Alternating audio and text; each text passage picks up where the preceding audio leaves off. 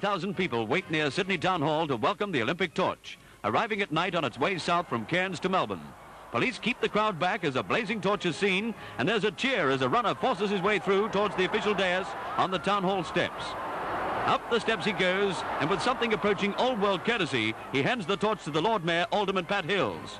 Suitably impressed, the Lord Mayor starts his official speech of welcome, but before he can get really into his stride, "My Lord Mayor, that torch is a plum pudding tin on an old chair leg. It's no flaming torch, it's a flaming hoax." And hoax it was. A university student practical joker has stolen the thunder and taken off like lightning. Just as well for him, too. The Chaser were better dressed back then. How times change. That was 1956, when the only controversy attached to the Olympic torch was the great Aussie gotcha, not protests and violence. Well, the Chinese called the 2008 torch relay a journey of harmony. Instead, it's turned into a trouble-plagued trek that threatens to snuff out this Olympic tradition. There have been calls for the IOC to abandon the international legs of the relay, but as things stand, the flame is due in Canberra in 10 days, presumably surrounded by another massive security operation. Ted Quinlan heads the Canberra Relay Task Force. He joins us now, and with me here is Tenpa Dugda from Voice of Tibet, Australia. Tenpa, to you first. Australia's representative on the IOC, Kevin Gosper, has said torch protesters are professional spoilers filled with resentment and hate. He's got a point, hasn't he, given the events of the last few days in London, Paris and San Francisco? I guess you have to see the message that the protests are bringing. We're asking for human rights, we're asking for freedom, and all the Tibetans who were at the London protests, they're asking for more freedom. And I don't think anyone's got an issue with that. I think the issue, isn't it, is the method.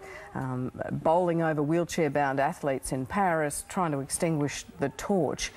What's your view of all of that? I think it was fantastic. It's fantastic. It's fantastic because the attention that the Tibet is getting at the moment, and also the reason of why these protests are happening. And as you said, the journey of harmony. Is that happening in Tibet? I don't think so. And I'm surprised to hear you say that, because you've always spoken about non-violence. But here you're saying this is fantastic. I mean, people have been outraged by this, Tenpa. Well, I guess the non-violence and peaceful, obviously it was non-violence. Obviously it was peaceful. That's not peaceful, what we've just seen there. There wasn't been anyone who has been injured. But at the same time, we have to look why these protesters are happening, not just the focus on the protests, why these protests are happening. Because we have Tibetans all over the world whose families are being killed, whose families are being prosecuted for saying that His Holiness should come back to Tibet. OK, Ted Quinlan, does that disturb you to hear that view from Tenpa? It does a little, because hitherto we've heard from the Tibetan community at the national level and at the Canberra level, where they've said that they want peaceful protest. And of course we respect, like the Australian government respects, like the ACT respects, the right of any individual to involve themselves in peaceful protest. OK, and you've always said that. You've come out saying no, you haven't called for people not to have a protest and so forth.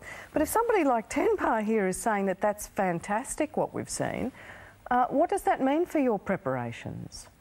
Well, it's quite disturbing if we're encouraging people to actually interfere with the relay itself, or to try and extinguish the flame.